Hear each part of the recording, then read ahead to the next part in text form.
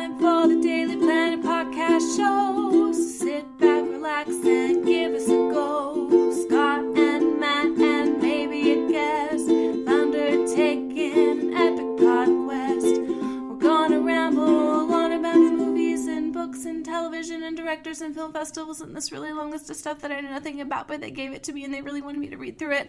And that's all I can really say about it, but it's gonna be great. Okay, start the show. Hello, and welcome to the Daily Planet Podcast, your bi-weekly podcast for all things movies, TV, books, and anything else we feel like talking about. My name is Scott Daly, and I am your host, and I'm joined this week by my co-pilot, Matt Freeman. Matt, how is it going? It's going well. This I guess this podcast will introduce our backstory and the first time we met, and where your name came from, where my name came from, where my first and last name came from, and where your first and last name came from, and any items or other motifs that we happen to have a lot around us. Like those will be introduced, and you'll see where those came from. Like anything you ever didn't want to know about our backstory. Mm-hmm. This is the episode for that. Yeah. Because we are talking this week about Ron Howard's Solo, a Star Wars story, the newest film in the Star Wars franchise, and the second standalone Star Wars film, I guess ever, right? Ever. I suppose, yeah. As always, this review will start off as spoiler-free, but then we will transition into a spoiler zone, and we will do that. We will clearly denote that in the podcast. So if you haven't seen the movie, you can listen to our general thoughts, our general feelings, what we thought about the film as a whole, and then go see it. And then you can dive into the spoiler section when we get into some of the nitty-gritty details of what we thought worked and didn't work in this movie. But first, Matt, before we talk about Solo, let's talk about news. I was trying to come up with like a space news pun, and it just didn't work. Let's talk news. This is Daily Planet News.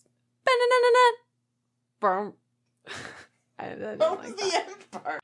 All right, so because this is a Star Wars-centric episode, I thought we would do some Star Wars news, because this past week, Disney announced that they were going to make a Boba Fett movie.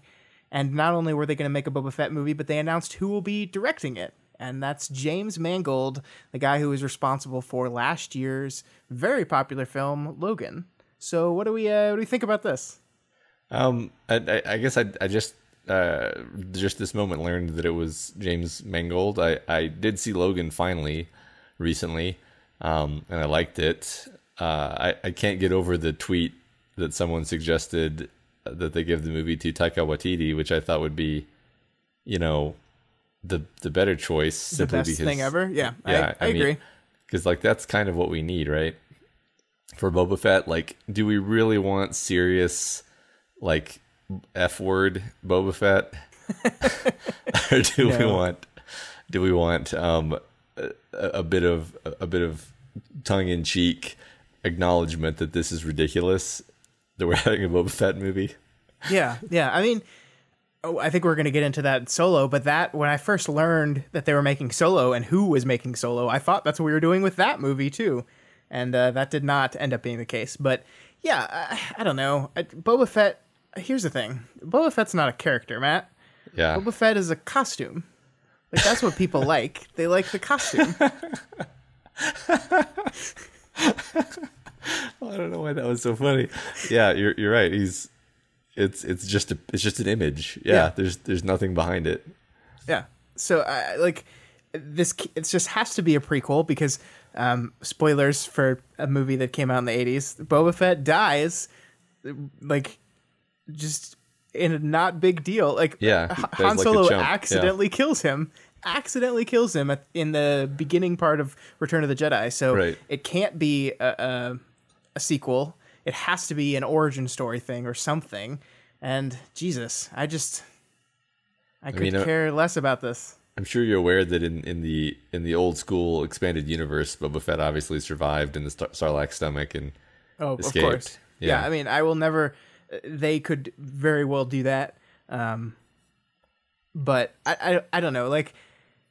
we're going to talk about the idea of single character spin-offs a lot during this episode, I think, because we have to broach that topic when reviewing Solo. But the only reason I have any interest in this at all is I think James Mangold can put together a pretty good movie.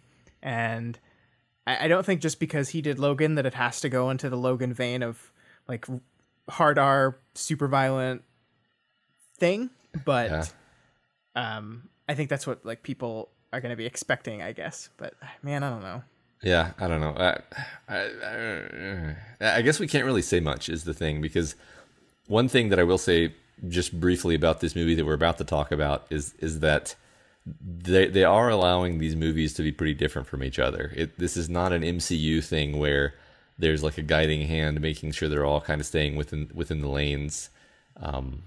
They're taking some different approaches here and there. To an extent. I would agree that's generally true. Although I think the problems with these standalone movies is they didn't get to do that enough. But I it's very interesting because I think I don't want to read too much into this. There's a lot of think pieces and film Twitters going crazy because Solo did not perform very well at all this weekend. It looks like it's going to come in under 100 million for the weekend.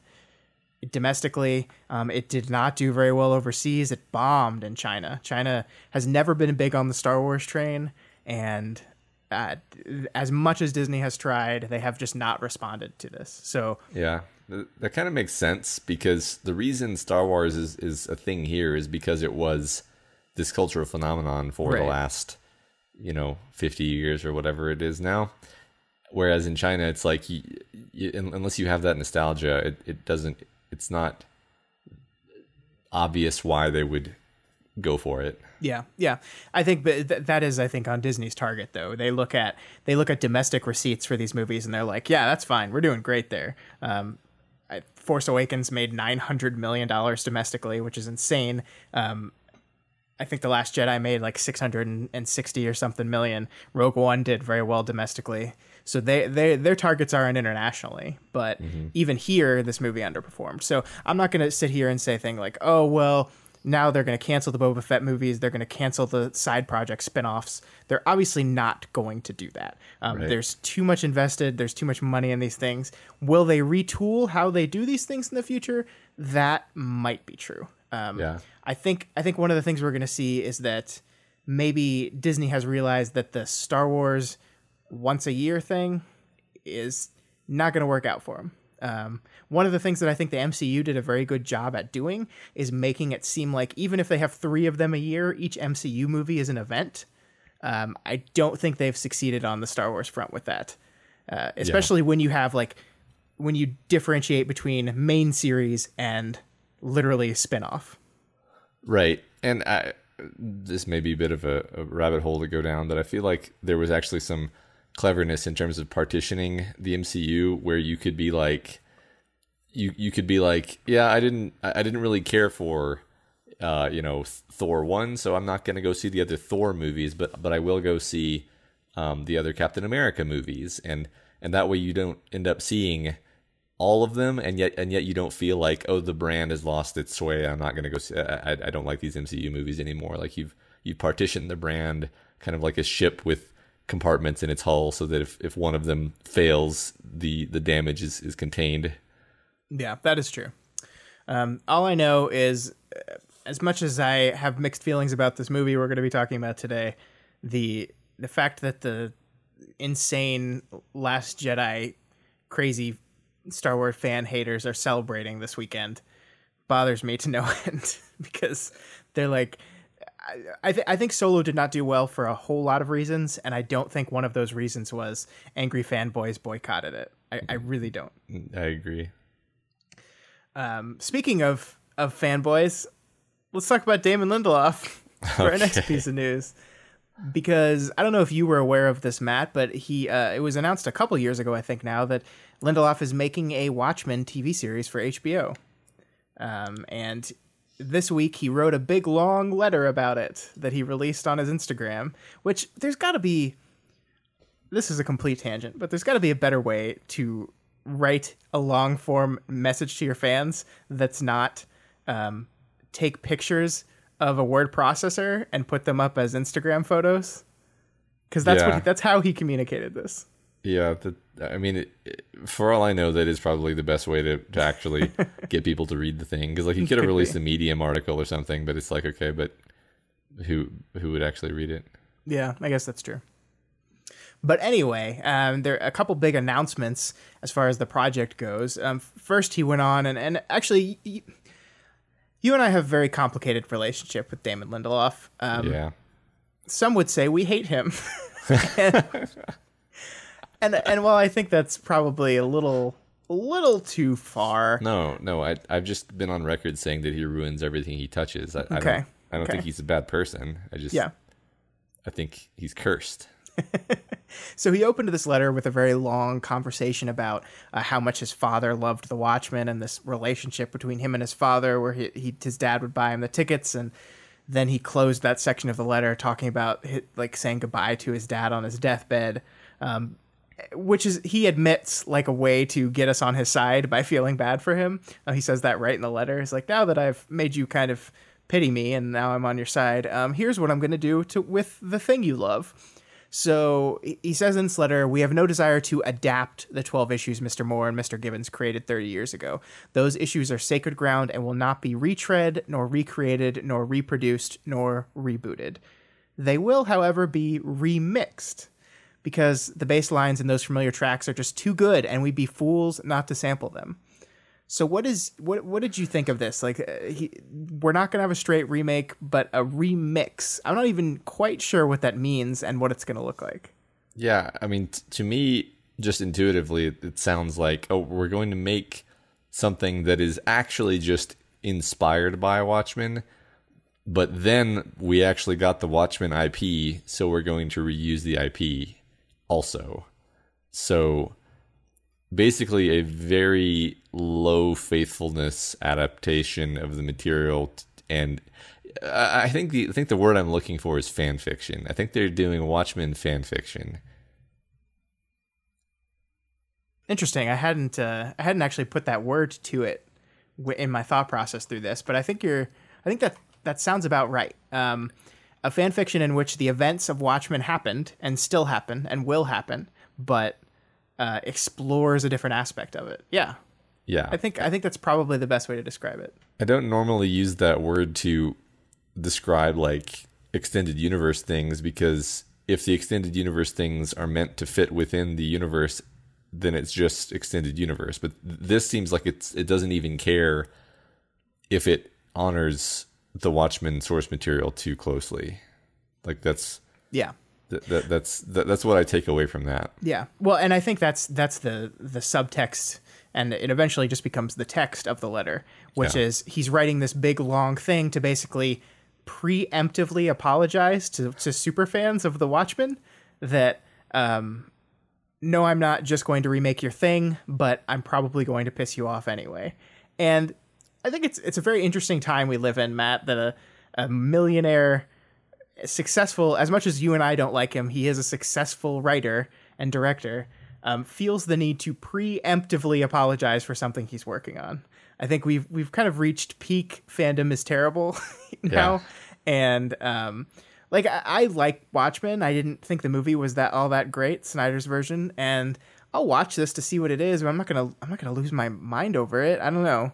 I don't have a lot of investment. I mean, I thought I'm the kind of person who actually hasn't read the comics and did watch the Snyder movie and thought it was very entertaining. Although I understand that it missed the point, but I'm like, yeah, but it's well made and fun to watch, and I can't get too broken up about it. Yeah, that's fair. I definitely see no reason to watch this TV show, and I probably won't. What would it, out of curiosity, what would it take to get you interested in it? What would you have to see? I mean, if people like you were watching it and telling me that it was good and it had, good characters and creative things in it, but if you tell me it's a remix of a thing that was already really good, I'm like, okay, I can just go watch that thing. So that's not a sales pitch. In order to pitch it to me as a potential viewer, you have to show me what you're doing that's new and interesting, not that, it's the same thing again. Yeah. So, yeah. And I think that's what he's going for in this letter too. He's like, I am not just remaking the Watchmen. We're not taking this comic and then throwing it into a 10 episode season or whatever. He wants to explore some new stuff with it. Yeah. And I don't know, hopefully it captures the spirit of what that story was about while doing something new and interesting, just like you said. Yeah. Yeah. All right, that's all I had for the news this week, Matt, unless you had anything else you wanted to talk about. No, I'm good. We can move on. All right, so let's move on to the main event. Let's talk about Solo, a Star Wars story.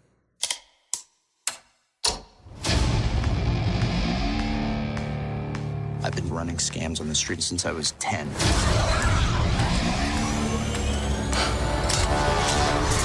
I was kicked out of the flight academy for having a mind of my own. I'm gonna be a pilot. Best in the galaxy. Hey, kid. I'm putting together a crew.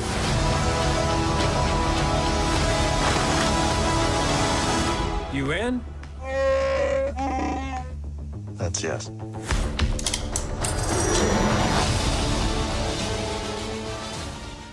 So before we get into the review proper, Matt, I think it's instructive of us to at least walk through the development history of this movie, because it's had a long, interesting one. Yeah. I wouldn't mind a refresher on that, actually. Yeah. So actually, it was back in 2012. For everyone saying that the existence of this whole thing is Disney's fault, it was back in 2012 before Lucas had even sold Lucasfilm to Disney. He was already working on a Han Solo spin-off movie, a young Han Solo movie, and he actually had hired Lawrence Kasdan to write the screenplay, who, of course, we know is the writer of some of the best Star Wars movies. He wrote Empire, and I think Jedi. I think he wrote Jedi as well. Maybe not. Sounds familiar. Yeah. But so he was working on a Solo movie way back in 2012. And then, of course, the sale went through. Disney pulled Kasdan on to write the script for The Force Awakens. So he left the Solo script to his son, Jonathan Kasdan, who had kind of unofficially been helping him during the time. So they are the screenwriters of this thing, actually. So it was both of them together. I think it's an and credit, so it means they wrote it as a team. They were together writing this script. Okay. Then it was revealed that Phil Lord and Chris Miller were going to be directing this movie. Phil Lord and Chris Miller from the Lego Movie. They did the 21 Jump Street movies. Basically guys that like take what sounds like a bad idea for a movie and makes it into a shockingly good movie. I think I said that exact same phrase about both 21 Jump Street and the Lego Movie. It's like, why would you make a Lego movie? That sounds like a terrible idea. Oh, we're going to actually make it really smart and funny and brilliant. And that's what these guys do. So they went into production with it. And I think it was last year. Yeah, it was last year. They were 80% done with production, is what has been reported, when Phil Lord and Chris Miller were fired from the film, citing creative differences between Lucasfilm and Lord and Miller's style. Their styles didn't mesh, blah, blah, blah. We'll never know the full story behind this, but Ron Howard was tapped to take over the movie, and he apparently reshot 70% of what had been shot so far and completed the movie and has sole director credits on this movie now. And then it came out on time still. Props to Ron Howard, who took this movie and had to basically redo it all and got it out on time still.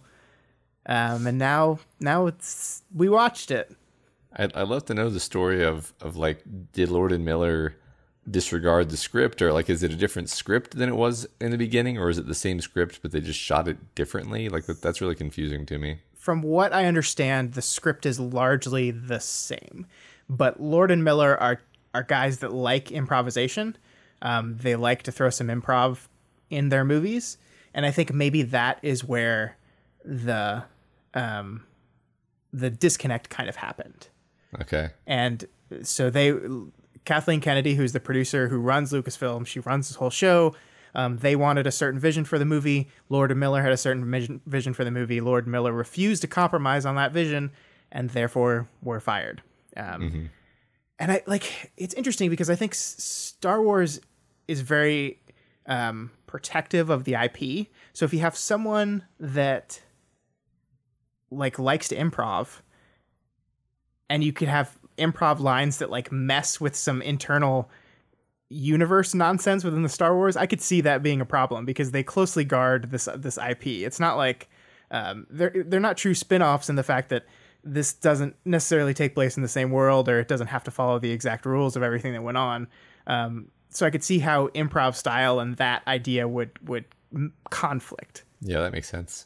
But the thing about this movie is, and I think we can dive into this in spoilers more, I don't see Phil Lord and Chris Miller in this movie at all. I like those guys. I've seen a lot of their stuff. I know their style, and I don't see it in this finished product. So, however much of it was script changes, the shooting that Ron Howard did, even though he claims that it's the spirit of the movie they wanted to make, it doesn't feel like a Lord and Miller film at all. No, it's funny here and there, yeah, but not that kind of funny. Yeah. So with that, let's get into it, Matt. Yeah. What did you think of Solo? I am so weirdly conflicted about this because when I the first 10 minutes or so, I was sitting in it and I was like, okay, movie, do you realize what you have, the challenge you have taken on for yourself, movie? You're trying to make me uncross my already crossed arms and accept that you're telling me the backstory of one of the most beloved characters. And I found within about the first 10 minutes, I was like, okay, all right, you've successfully, taken me off guard and gotten a couple of laughs out of me, and I'm willing to see where things go. And then I actually enjoyed the rest of the movie in the moment.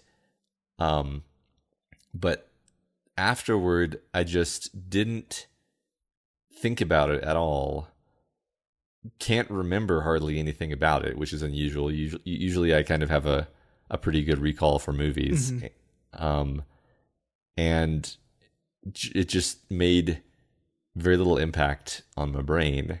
So I wish I had, part of the reason I feel like I have very few smart things to say about it, because it's just not even interesting enough for me to think about at length.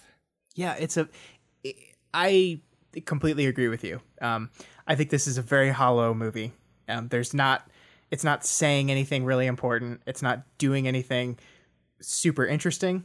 It's competent, but it's also kind of a mess. Structure-wise, this is a big old mess of a movie. And I blame the script largely for all of this. I think the script of this movie is a absolute disaster. I think also character-wise, it's shallow and obvious, and there's just nothing to read into things. We can get more into that in the spoilers section where we talk about individual characters, but you're just kind of it's all on the surface. There's no subtext.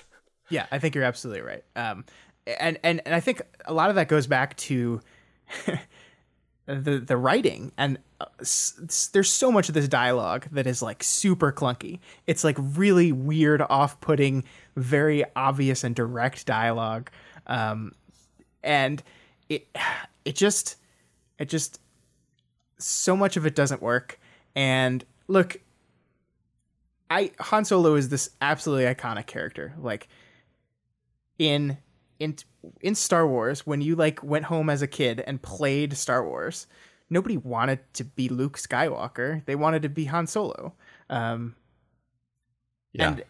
in this movie, in Han Solo's movie, he's the Luke Skywalker. He's the least interesting character in this film, I think.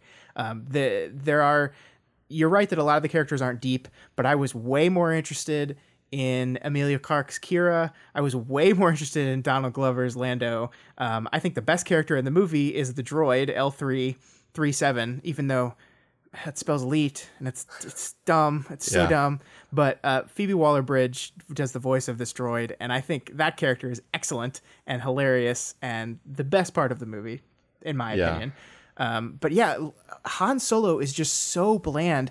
And I think we'll get into this in spoilers, but I think that the central problem with this movie is a disconnect between the person that Han Solo is, that we, the audience, know him as, and the person that this movie wanted Han Solo to be and to transform into by the end of the movie. Yeah. And I think the disconnect between those two characters is like they wanted it both ways. And it just messes with everything. It messes with the tone. It messes with the tension in places. The story kind of just goes in different directions. This is a movie, Matt, that the first 30 minutes of the movie seem like three distinct genres of filmmaking. The first 10 minutes is this kind of like noir, like seedy street level thing. Yeah. And then it transforms into like a war movie, like you're in the trenches. Yeah. And then it becomes a heist movie, and then it eventually settles into what this movie really is, which is it's trying to be a Western, and it's shot like it's a Western. But at the beginning there, it's just all over the place. Yeah, I definitely take all these points against the script that you're making, both in terms of structure and in terms of dialogue. But I can't really let Alden Ehrenreich off the hook here, because there were many scenes where, and maybe it's my fault for watching the movie wrong, but like you watch him deliver a bit of dialogue. It may be a short bit, it may be a long bit, it may be a conversation. And and I've said this about him before I even saw this movie. I was like, his face is just so uninteresting. Like he's not conveying anything. Like I mean, it reminds me of like when I attempt to act and I'm like, okay, I'm going to make like a facial expression and then say words. It's like, that's compared to Harrison Ford, where he'll include like these little, like a subtle curl of his lip that suggests that he's disdainful of the person he's talking to, but it's intentionally transient, and then he goes back to his suave but still kind of sleazy persona, and like and there's a million things that Harrison Ford does with his body, with his posture, with his face, with where he's looking, with where his vocal tone is. He'll move his vocal tone higher or lower depending on like whether he's being funny or serious or whether he's trying to project something. This guy he has the same vocal tone the whole movie, which is like a high, like very flat, unmemorable vocal tone, and then the same face the whole time. He's like a robot. I am not quite as harsh on him as you are. I definitely look. Alden Ehrenreich is a good actor. He stole Hail Caesar almost, which is a movie that had Josh Brolin in it and a bunch of other incredible actors, and he killed it in that movie. He was great.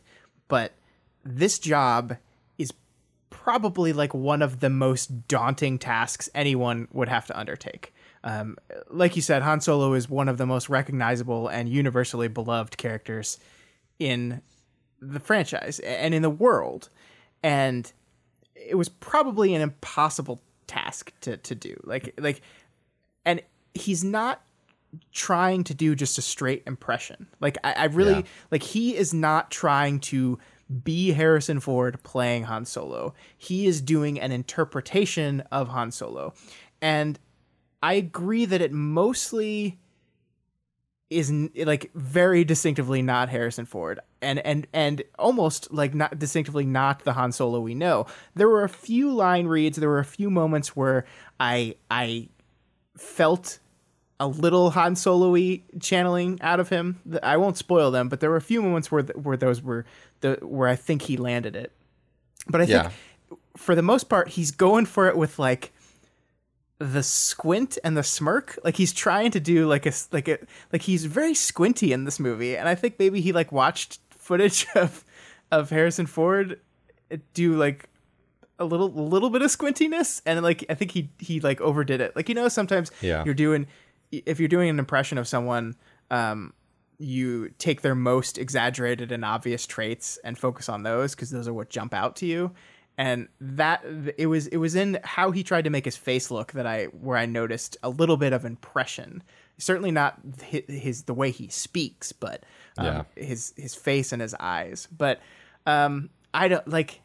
Look, this movie I don't think is very good, and I don't think it's his fault. Even if he's not great, I think if everything surrounding a not great Alden Ehrenreich performance achieved itself, I would be saying very different things about this movie. Yeah, I think that you're right that it has a lot to do with the fact that the what he was asked to portray in terms of what this character, how this character behaves, and this character's quote unquote arc in this movie, is a contradiction, and thus you can't do a good job at it. Whereas Harrison Ford, at least in the first movie, was just told like, all right, he's a sleazebag, but he has enough humanity in him that he actually comes back at the end and helps the person that he's become genuine friends with.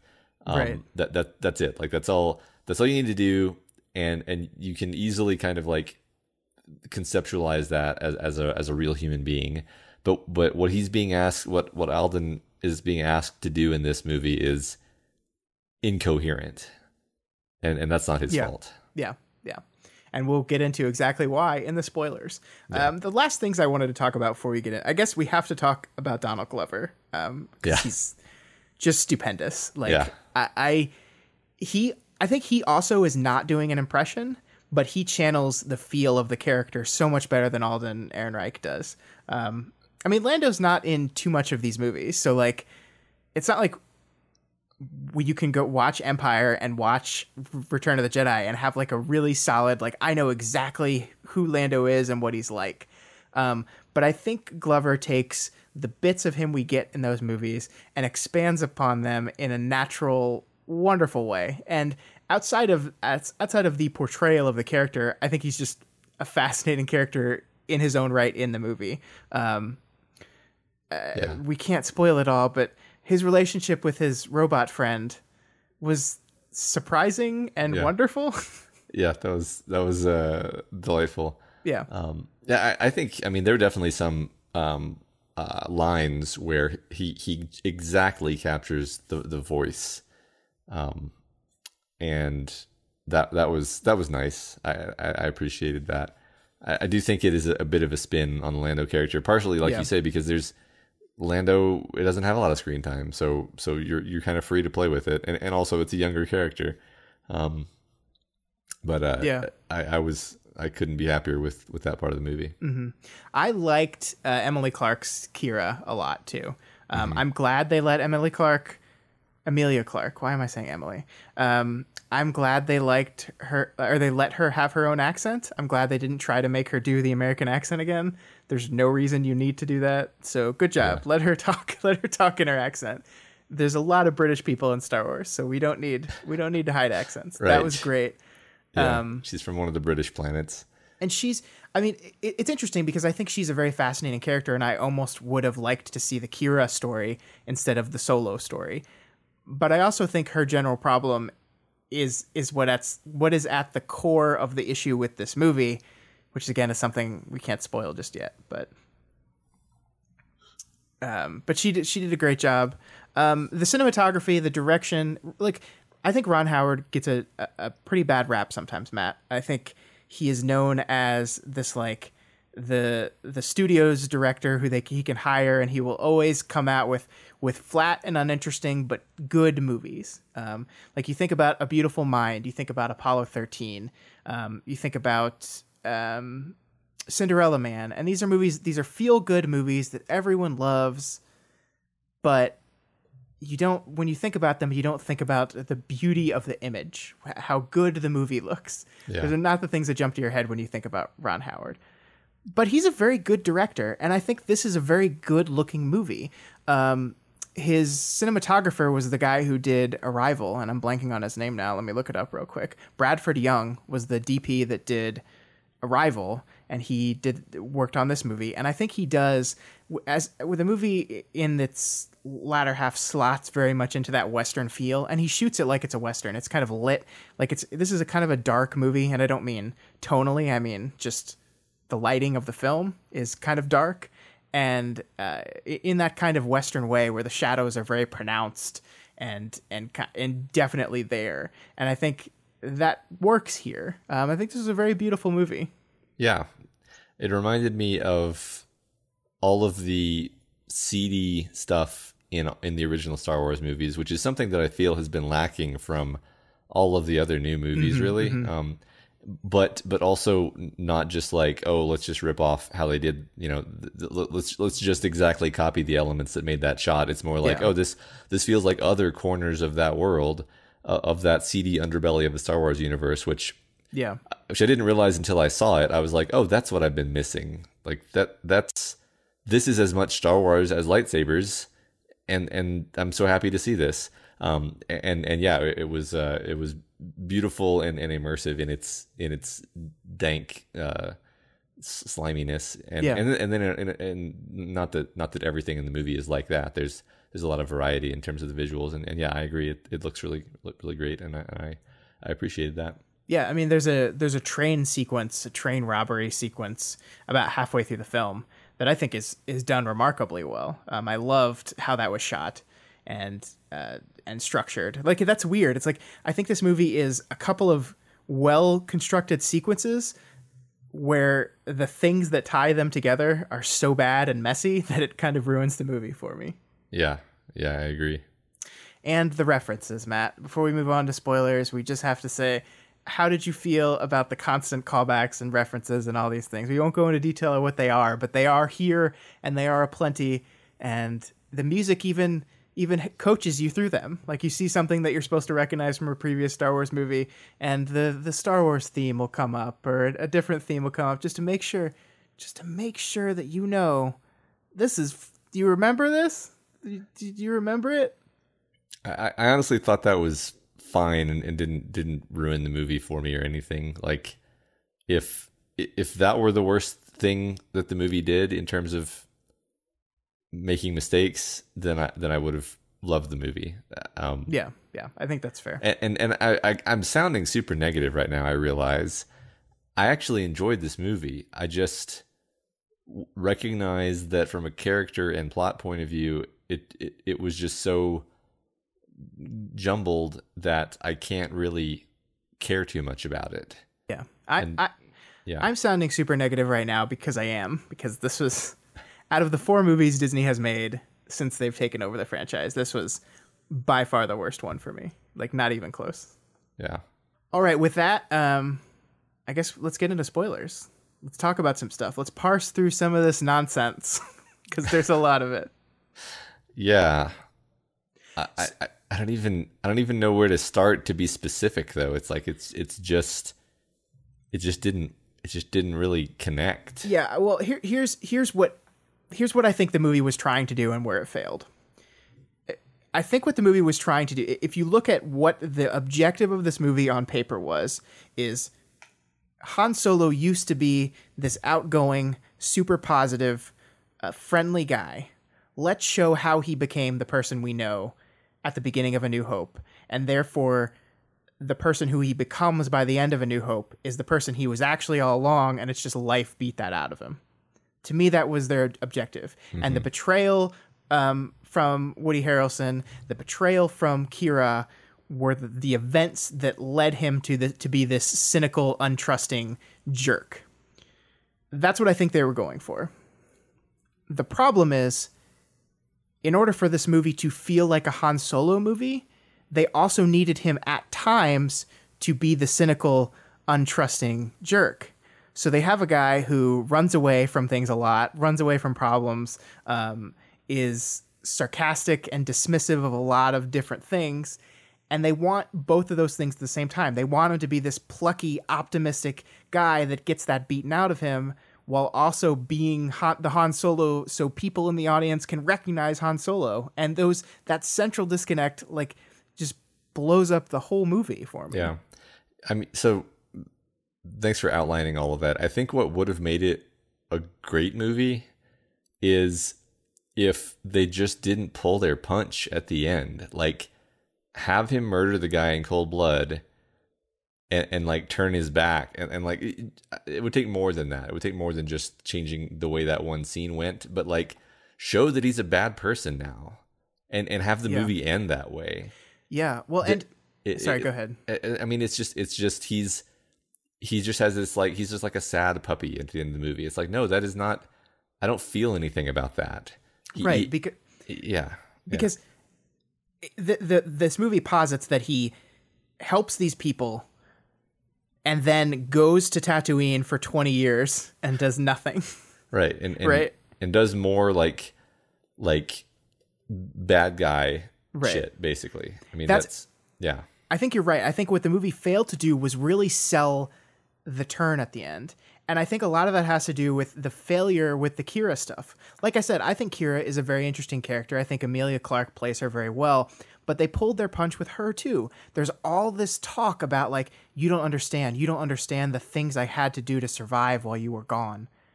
But the movie never tells us what those things are. It just implies them. So we don't really understand her third act turn. We don't really get it. And it feels like what they were going for here was setting up another trilogy. It's actually very obvious that this was meant to be one of at least 2 movies, possibly 3 movies, exploring these characters we've all been introduced to. I think the only thing that I do know after this weekend's less than stellar performance is maybe those plans specifically get scrapped. But I don't understand why the film didn't, if it had given, like, I think it's that the moment of Kira's final betrayal is a scene in which they are not together. And it's not really a betrayal. She's like, I'm going to protect you from this actual like Sith Lord by leaving. Like, right. And her decision, regardless of anything else, you're like, yeah, I mean, that's understandable. That's right. That's the right choice. Yeah, you're right. It would have been better. It would have been better. I mean, obviously, it would have been better if Darth Maul wasn't in it. Like, let's just say that was a fucking terrible cameo. What were they thinking? Yeah, it's awful. Yeah, my thought at that moment was like, oh, we almost got through this without a lightsaber. Nope, he had to turn on his lightsaber, even though he's a hologram. Like, what was the threat of? Yeah. Darth Maul, Jesus. But yeah, like, so he leaves, she makes this decision and leaves, and so we're meant to think that he thinks he's just been abandoned again, even though you're right that she's kind of doing it to protect him kind of way. I mean, this is basically the end of Casablanca, right? Or the plot of Casablanca, where he gets stood up and he thinks it's because she just doesn't love him anymore, but it's actually she was doing it to protect him from more complications. And that's maybe the route they were going, and they will explore further with different movies. But what it does is it makes it in this moment just fall flat. Like, yeah. I don't buy that. I don't feel that he was so destroyed by her betrayal or supposed betrayal in that moment that the goodness that was in him, that she points it out, like she literally says, you talked about this movie doesn't have subtext. She literally says to him, you are the good guy. Right. I don't buy that part was beaten out of him by the events of this movie. Yeah. I don't buy that. And I think it's a failure of fully dramatizing and fully taking advantage of what they had in the Kira character. Yeah. There's certain things that on paper you can almost see how they were intended to be. Like, I'm going to go back to the shooting the other guy, shooting the guy who was basically his mentor. Yeah. I viewed that as an explicit, like, first of all, Han shot first. Second of all, we're ending this movie with Han shooting first to establish that now he's the kind of guy who shoots first.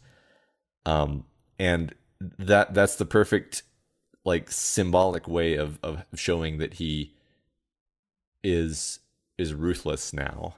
But then he runs over to the guy and comforts him as he dies. Yeah, yeah. And then he's just all like hangdog for the rest of the movie, and just that's the thing is even in like in the first scenes of A New Hope, I know like it's not really fair to compare it to Harrison Ford or whatever, but like the first scenes of A New Hope, Han seems like try to go back to the first time you saw that movie. You don't have any indication that this is going to be a good guy. He's acting like a selfish thug completely. There's no like, oh, but like we see the heart of gold. No, you don't see the heart of gold until near the end of the movie or the middle, when he still seems to be interested in his money for most of the movie, right? So just I don't know. I'm losing the thread here. Just having, like you said, having him actually be betrayed by Kira rather than like fake betrayed, like have it be that she actually does betray him, have it be that she steals the fuel from him, and then have it be that his partner, that when he kills his partner, he doesn't feel remorse about it, or he, shoot him and then say something to Chewie like, better him than me, just, yeah. And you can even, Chewie is the dog, so you can kick the dog here. You can have it be like, man, okay. And that's another thing. I don't know if you had a follow up to what I was rambling about, but like Chewbacca is a character, but woefully backgrounded in this movie, which is weird to me. Yeah, considering this is the movie where they meet. Yeah, you would think he would not be as backgrounded, but he is. And I think your kick the dog comment is funny because I think that's the other part that didn't work for me. I like Woody Harrelson. He played Woody Harrelson in this movie. Like he just did his Woody Harrelson character. I don't think Beckett works. And I don't think Beckett works because I never bought their bond. And I think it's because the pace of this movie is like so relentless that there's very little like, I think there's a version of this movie where it starts with him on this team and he's part of this team that Beckett has created, and you get an understanding of him as a member of this team that's like the newer struggling member, and his relationship with Beckett becomes more believable if you spend time showing that interaction. But I feel like the movie just thunders on that I just never believed that Han Solo would be that broken up and destroyed by the betrayal of Beckett. I didn't buy that. Yeah. And you're right, maybe having him fuck over Chewbacca would be an emotional way into feeling that betrayal a little more, because we have to remember that Chewbacca is with Harrison Ford or with Han Solo because of a life debt, right? Yeah. Well, and are we to say that him saving him from the pit at the beginning of the movie was the life debt? Like that's what he did to earn his undying, infinite, never-ending loyalty? That to me was I never understood why Chewbacca was with him at any point in this movie. Like your mission is to find your other. You're a character. It's been established that your goal is to find the other Wookiees who've been enslaved. Yeah, there's a scene where you literally save Wookiees from enslavement, right? And they're like, "Come with us now," and you're like, "No, I'm going to stay with him." Yeah, and it's not explained why, other than like, okay, yes, I can understand that there's supposed to be subtext there where he now cares about Han and wants to stay with him, but why? Okay, right. Why does he now want to stay with him? What changed? We didn't particularly see anything that made me think like, oh, they're bosom brothers now. It's like, no, he saved him, but that doesn't mean you need to. It's like there's so many scenes where Chewbacca is literally just like standing in the background of the shot, and you're forced to think like, what is he doing here? What is he thinking right now? I don't know. Maybe that was just me. I was just expecting more of that kind of stuff in this movie. I think that's a absolutely fair criticism. I will say that the one part that really worked on me was, how do you know how to fly? You're 190 years old? You look great. Yeah. I think that worked really well on me. That was the kind of stuff like I completely didn't mind the like Chewbacca obviously wants to be the co-pilot Yeah. but doesn't get to, and then when he finally gets to, it's like kismet, and you're like, yeah, I clapped. You know, I mean, I'm not ashamed. It worked. Here's the problem, though, Matt. I still don't know what the Kessel Run is.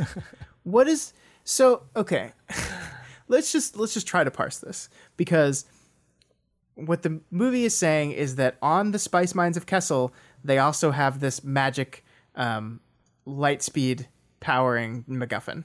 They also they mine spice there, and also this other stuff. But this other stuff is super unstable, so the minute you unhook it from its stability matrix that isn't portable, it's not, and you have to get it to a refinery. So is the Kessel Run the distance from the mine to the refinery, or is the Kessel Run just how fast can you get through that nebula to get to Kessel and back?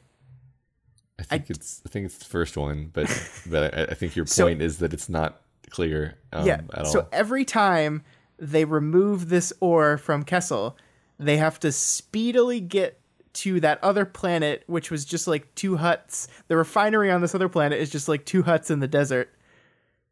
See, and that's the other thing, is it's kind of implied that like that refinery was like a backwater that nobody knew about, actually. Right. So was that the Kessel? I don't get it. For this being one of the huge set pieces of your movie, the fact, like, and I think that the movie does that very weird, like, there's 2 different kind of plan/heists in the movie, and it seems to go out of its way to resist any of the tropes of heist making.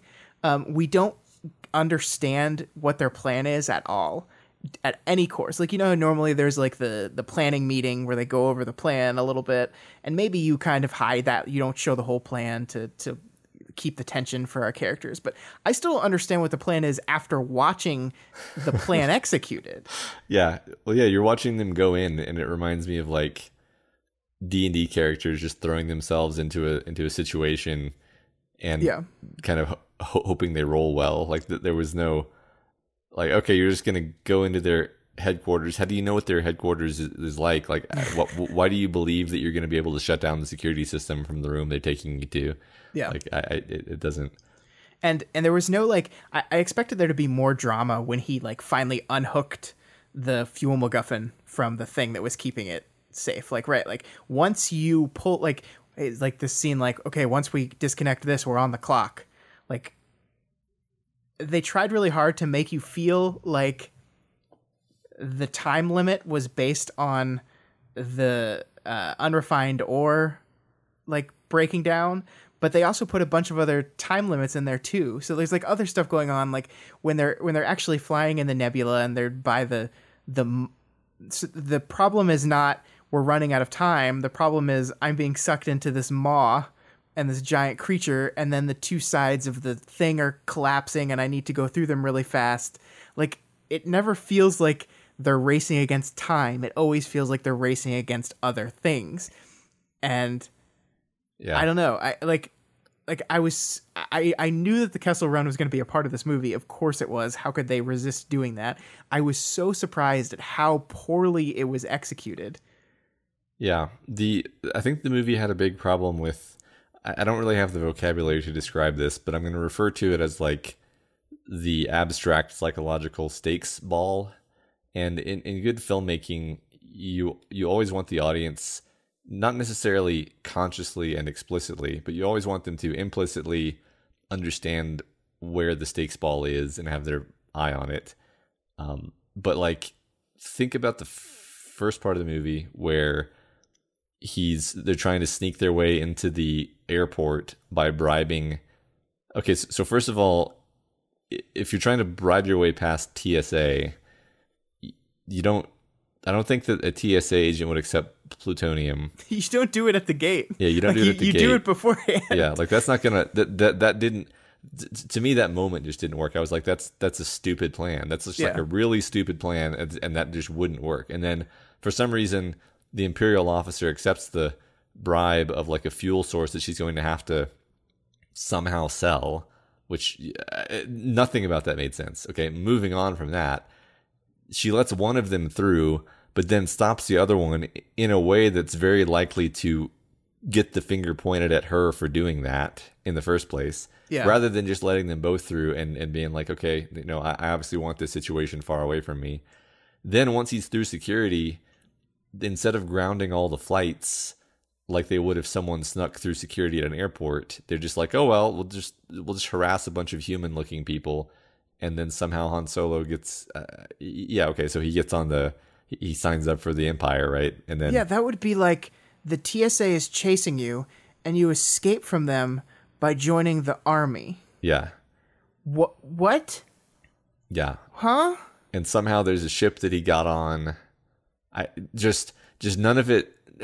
So and lest it be misunderstood, I'm not complaining necessarily that the scene didn't make sense, even though it didn't. I'm complaining that while you're watching it, you have no idea what you're supposed to be worried about. Yeah, I think that gets to the point of it. Like, we could nitpick each and every one of these scenes, and sometimes it's fun to nitpick. Like I think everyone enjoys a good nitpick every once in a while. Yeah. But yeah, the real problem is exactly that, is that because of the confusion, the stakes are unclear, what you're rooting for to happen is unclear. And that kind of that continues throughout the whole movie, because the first part of the movie, his central goal is get a ship, get back to Kira. Like, that's his goal. And then we're on this barge, and there's Kira, and you're like, oh, sweet, that problem's solved. But she's acting weird, and we don't really understand why. And again, the movie never really goes into detail exactly why she has become the way she is. It's just very, very heavily implied that she's done some bad stuff, and therefore she's damaged goods now or whatever. But again, that doesn't, we're not clear. I think it leans so hard into that we see it before Han does. So it's kind of like, okay, well, we know she's not going to go with him in the end. So again, the stakes of that are a little unclear too. What are we rooting for in that moment? Right. Yeah. I mean, we expect everyone to betray him, even though he doesn't, which is kind of the opposite, not the opposite necessarily, but you're supposed to be, you the viewer are supposed to be taken off guard by these things. That's where the drama comes from. Mm-hmm. The drama comes from you being surprised. Yeah. I mean, and I think there is a certain amount of pleasure that could come from seeing how Han Solo became the way he is. But I just think this whole thing, it misses it. And there's a lot of weird stuff in this movie, Matt. I almost walked out of the door when they did the whole Solo thing, when his last name is not really his last name. He's just on his own. Instead of like George Lucas cleverly constructing a name for the character that indicates what the character is and defining the character a writer would do. Instead, we just take the most literal interpretation of what that means and put it into the world of the movie. Yeah. I couldn't I swear to God, this is the only part of the movie I think was Lord and Miller.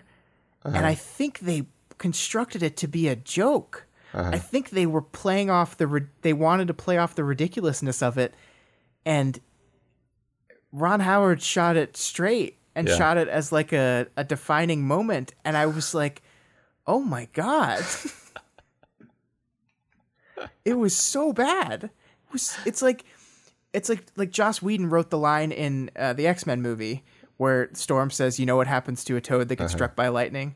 The same thing that happens to everyone else. And he wrote that as kind of a tongue-in-cheek, silly line. And Brett Ratner played it straight. And I think that's the same thing that happened here. I swear. I refuse to believe someone wrote this down on paper to be played the way it was. And everyone said, yeah, that's a good idea. Yeah. On top of that, you've now forced me, Star Wars, to realize that Han Solo is pretty much the only character in the franchise who actually has a best friend and sidekick. That's true. So good job there. So he was never really Solo, Matt. No, he never was. He never was Solo. But his sidekick, Matt, eats humans? as much as this universe seems to care about continuity, we introduced Chewbacca as the beast that hasn't been fed in a few days.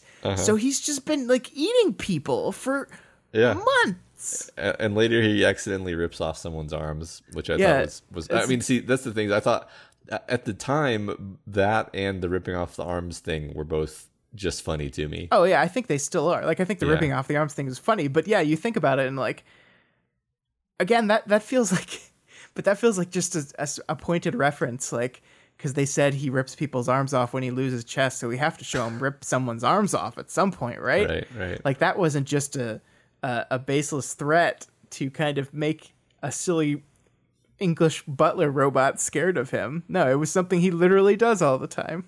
Yeah. Remember when Han is really good at gambling, but also I wasn't like, okay, the way you do that scene is you have the guy act arrogant, but then it turns out that he's actually practiced gambling a ton and he's really good at it. But like, it seemed, I couldn't tell if Han was just so arrogant that he assumed he would be really good at gambling, or was actually just really good at gambling. Exactly. Yeah. You're right. That was not clear. That was not clear by the scene. I did like the scene somehow, but yeah, I think it was a good scene, but the construction of it was messy, and I think that's a lot of this movie. Is what was he did when he says I've played this game once or twice? Is he just being a card shark? Is he like actually an expert gambler, or like it was messy. It was messy. Right. Yeah. That's what's that scene in particular. Like everything in the place where he meets Lando, I was like, this is great. This is vintage Star Wars. I love this. And man, like, I think I would love it if I watched it again. Like, I think I would smile at the right moments. I'm just like, why didn't you just connect the movie together properly? Because this could have been, I really think this could have been good, and we could all be talking about like, wow, that was great. That was a big surprise. You know? I almost, that almost was my reaction. Like when I was walking out of the theater, I was like, yay, that was so fun. I really enjoyed that. And then it wasn't until like that, it was like 2 hours later, I started being like, why do I not feel like I like that movie anymore? Even though I felt like I loved it when I walked out of the theater. Yeah. I mean, it is like, and that's as negative as I'm being. I think it is there. It can be a very entertaining in the moment movie that I think does fall apart. And there's one moment in the movie that's entertaining in the moment that the more you think about it, it becomes the most horrifying Black Mirror shit in the world. Okay, the fact that that droid is the ship now, is that it? Yeah. So the droid, who is presumably the only droid in the history of Star Wars that has cared about independence, about being its own person, about and it dies. And then is forcefully placed into a computer while it will forever be a slave for the rest of the series. Yeah. And now every time we see the Millennium Falcon in any Star Wars movie, we're thinking about the poor robot independence, equal rights L3 stuck inside this thing forever. Yeah. And it also means when fucking Han takes the ship away from Lando, he's not just taking his ship, he's taking his best friend, possibly lover, because that's something we didn't talk about. Lando definitely fucked that robot, right? No, I mean, like, there's no doubt. More than enough clues that was what was happening. Yeah.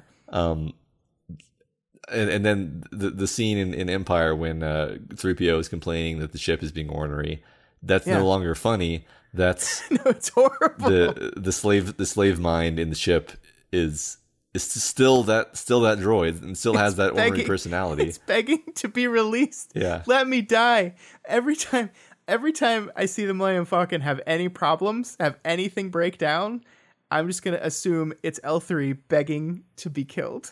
Yes. Just let me go, please. Yes. Oh my God. It's one of those things that, like, I'm sure they didn't even go there in their mind. It was just a plot contrivance. It's like, we need a way to navigate through the thing, and we also need L3 to die because we have to have Han and Chewie be the pilots. And so, like, this is perfect. We'll just hook it up to it's fine. But the implication, oh my God. Yeah. I mean, I generally don't want to be that guy, but in this particular case, I'm like, you did this. Do you realize what you've done? Yeah. Were you thinking this through? No.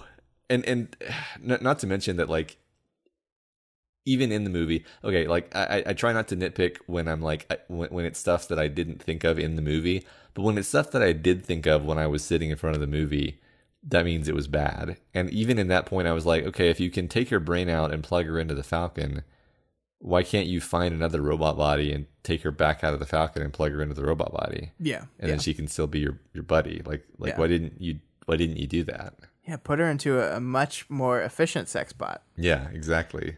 And I mean, the basic problem is it completely ignores the autonomy of L3 as a being. Yeah. Because, like, if anyone should not be downloaded into something else, it's the person who really believed that she was just as much of a person as any flesh being. Yeah. But they treat her just as like a disposable thing, just like all the other robots, and that's horrible. Yeah. This isn't really a complaint so much as an observation, but this is a pretty is the word violent? Like I'm thinking of how the friendly, happy-go-lucky, multi-armed ape creature gets shot with a blaster and then appears to like burn to death from the inside slowly. Yeah, and Tandy Newton blows her so. You know, Jon Favreau played that guy, right? The multi-armed guy. He was the voice of it. Yeah, that's funny. And then Tandy Newton's Val got blown up. Yeah, there's a lot of death in this movie. Yeah, and the droid, it's not just like it's like shot in a way where it's like blown apart. And I mean, I know it's a droid, but yeah, you're still like, yeah, it's just kind of visceral. It's not a complaint. I'm just like, whoa, No. whoa. So my one last question for you before we wrap this thing up. The thing I've been thinking about, and I am very much a proponent of making a new movie in a franchise does not ruin the last movies. Making a new Ghostbusters movie that wasn't that great didn't retroactively make Ghostbusters bad. But I wonder, does the Han Solo they've created in this movie kind of ruin the significance of Han's arc in A New Hope? Because instead of like saying that, look, here's this gruff, untrusting kind of asshole of a guy who is transformed by the nobleness of this cause and the people in it to come back when he should. It's just him. He got hurt by a girl once, and now he's rediscovering the thing that he was the whole time. And maybe that's being a little overly critical. I'm not sure. See, here's the thing, and I think you're on the right track. And unfortunately, I think I have to invoke the concept of headcanon, because I think that actually matters here. Because they have actually failed in their pitch to get me to accept this as Han's backstory. Like this is not contiguous with Han Solo, the character in the original trilogy. So in my brain, this is just not actually a movie about Han Solo's backstory. This is just a film made in the early 21st century in order to cash in on Star Wars nostalgia. Yes, that I guess in other words, yes, it does ruin Han Solo if you force yourself to accept it as his actual backstory and actually this is the same character as that. But given the choice between accepting that and rejecting it and keeping the character consistent, I just reject it. And I kind of am that way about a lot of the Star Wars stuff now, where I'm like, I mean, here's a weird thing for you. Do I really accept that Han, spoilers for the other Star Wars, the other new Star Wars movies, do I really accept that Han was murdered by Ben Solo? I don't really like that as an in for his character. So when I'm watching the original trilogy, I'm not thinking, it's sad that he died the way he does. I'm just like, no, that doesn't. I don't really think that happened in the same sense. Whereas I do find the end of Luke's character to be quite satisfying. So I'm more willing to be like, yeah, this moment plays off of that later moment. In other words, I'm viewing them as part of the same story, right? Right. Is it making any sense? Yeah. But I think that's a fundamental failure on behalf of the filmmakers. Yes. If in order to level this, you have to treat them as completely different franchises. I mean, their whole goal is to make the whole goal with this whole thing is to construct this mythic universe and define all these interconnected stories within it. And what you're saying is the way to make these things work is to just treat them as independent films and trilogies and what have you.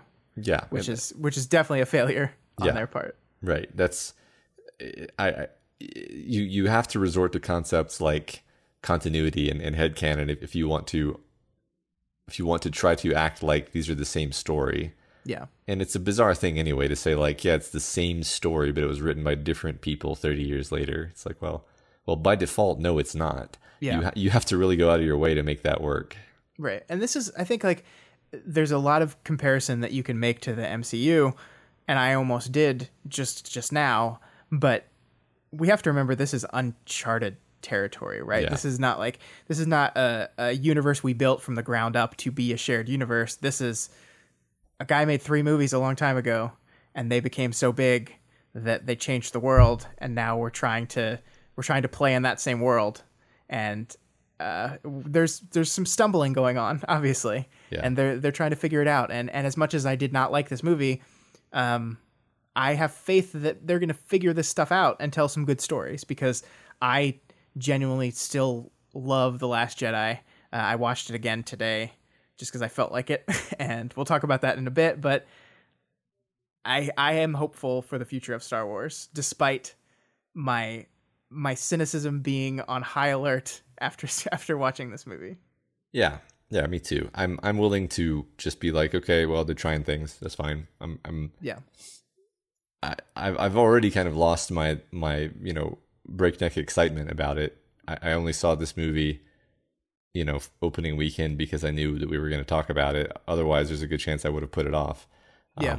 But that said, I'm still probably game for pretty much any Star Wars movie. So, well, that's interesting. I mean, what we have now is Star Wars is officially no longer an event. And this is something you and I have talked about every time we've gotten together to talk about one of these new movies, is, are we going to get to a point where it's not a big event anymore and we're here? And I think that was inevitable. We've had 4 movies in the past 3.5 years, where in the past we had 3 movies and then had to wait 20 years and got 3 more movies. And it's just, this was always going to happen. I guess it makes sense that it happened on the 4th movie, because we're very used to thinking of these things in 3s. But that's where we are now. And I don't think that's necessarily a bad place to be. Star Wars is this weird, unique thing. But just because it's this weird, unique thing that is a carryover from a different time in movie making doesn't mean that we can't make shots and try to do things and explore it here. And it's okay for series to have bad movies. Like, the prequels exist. Like, I feel like people have forgotten about the prequels, and they're really bad, and they didn't ruin Star Wars. They were just not good movies. Right. I mean, that's it. That's it. I mean, to speak of headcanon, I basically don't even think of those as being Star Wars movies. And I joke about that a lot, but like, it's true. Mm-hmm. Yeah. It's true. I'm like, no, not. It is interesting that Disney's like playing with them a lot more than I expected them to. Yeah. Like, they got Darth Maul, we got back. Yeah. And not just Darth Maul, but this is the first in this new era confirmation that yes, Darth Maul also survived being cut in half in the in the Disney expanded universe or whatever. Yeah. I believe maybe it was the Rebels cartoon. There was a cartoon where this version of Darth Maul existed, where he's bottom half machine. And I think that's technically Disney canon. So what they've done is just connected the cartoon canon to the movie canon officially now. But hey, what looks good as an animated drawing doesn't look good. He looked really goofy, Matt. I think he looked really goofy. He looked CG. He looked obviously CG. Yeah, his face looked weird to me. I don't know. I think his face was CG. I really do. You're probably right. Do you think Kira was supposed to be Force sensitive? Oh, I don't know. Maybe. I think that they gave her, based on your comment that they seem to have been planning a sequel. She has a few moments where she kicks the shit out of some people with like a staff or whatever, or just her bare hands, and it's like, then you learn that she's sort of Darth Maul's like apprentice, and it's like, yeah, I think she's probably supposed to be Force sensitive. Although interestingly enough, in the credits, Darth Maul was listed as just Maul, so he's not a Darth anymore. That makes sense. I guess we're saying he's not a Sith. Yeah, I guess that's what we're saying. Right. Yeah, I mean, could be. I mean, there's already people speculating, is Kira Rey's mom? And to those people, I say, you missed the entire point of that movie. Yeah. No, she's not. Let's go ahead and answer that definitively, even though I have no connection to these stories. No, Kira is not Rey's mom. Let me help you there, yeah. So that's it. That's Solo. Yeah. Didn't like it. Did not like it. But I think we were positive where we could. Yeah. Let's get a Lando movie. I'd watch that. Yeah. And I liked it, but then kind of didn't care about it afterward. So I don't know what that comes out to. Yeah. All right. Let's move on to our last section of the night. Let's talk about what we've been watching. What have you been watching? What have I been watching? Well, I asked you first, so you better tell me. Matt, why don't you go first? I finally saw Coco. That's the Pixar movie. Yeah, Pixar movie about year. Dia de los Muertos. Is that right? I don't know Spanish. Muertes. And I liked it. It worked. Did you cry? What was funny was, I saw the moment they were setting up the crying in the future, and I said to myself, the song, they're going to use this to make me cry later. And then of course I did, despite having seen it coming. Did you watch it with your kids? Yeah, they've seen it before, but I haven't. And they actually, I've mentioned before how like I'll be surprised that they just will wander away from certain movies that I would have thought that they would be interested in. Mm-hmm. But they were fairly rapt for most of this movie. Cool. So that was that's a big deal, I think. Yeah, absolutely. I think this is. No, it was Moana I saw with my niece. I can't remember. I saw a Disney movie with my niece, and she was into it the whole time. Mm-hmm. And I don't remember which one it was. I want to say it's this. This one came out around Thanksgiving, right? I don't remember. Yeah, okay. I don't remember. Okay, I don't remember either. Anyway, yeah. Okay, cool. I'm glad you finally got to see that. Yeah. All right, I got a few things. Like I said, I watched The Last Jedi again. Really, I think it's only the third time I've seen it, and I've grown to appreciate it more each time. The themes of the movie, especially coming out of seeing Solo, I think looking at where I do feel that there are times when the movie doesn't quite get there. I think what the movie is trying to do, what Rian Johnson was trying to do with The Last Jedi, is so ambitious and clever and smart and mostly well executed that I can't help but love that movie. I still think the spoilers. I still think the Luke dying scene is incredible. Yeah. I think it works perfectly, and I watch a scene like that, and I do not understand when I read complaints about how he did Luke wrong when his character gets a full redemption arc by the end of the movie, embraces the Luke Skywalker. He literally says in the beginning of the movie, "What do you want me to do? Stand in front of the entire First Order?" And that's literally what he does at the end of the movie. And he inspires the rebellion. I mean, like, this is so clear and perfect and wonderful and legendary. I don't get why people don't like this movie. I don't understand. I don't get it. Yeah, I know. I agree. I also watched Rogue One recently, though, which is the first time I've seen this since I watched it in the theater. Mm-hmm. And I watched it on Friday night because I was worried I was going into Solo with too high of expectations. So I watched Rogue One to just bring them right back down to earth. Get calibrated. And, man, I just still don't like that movie at all. I just don't think it works on a fundamental level. I think it's messy, and the third act is the best part, but everything leading up to it is confusing, and the character motivation. It's just these spin-off movies. They're not for me. At least Solo was enjoyable. Like at the time, I didn't really enjoy Rogue One even like the first time. So yeah.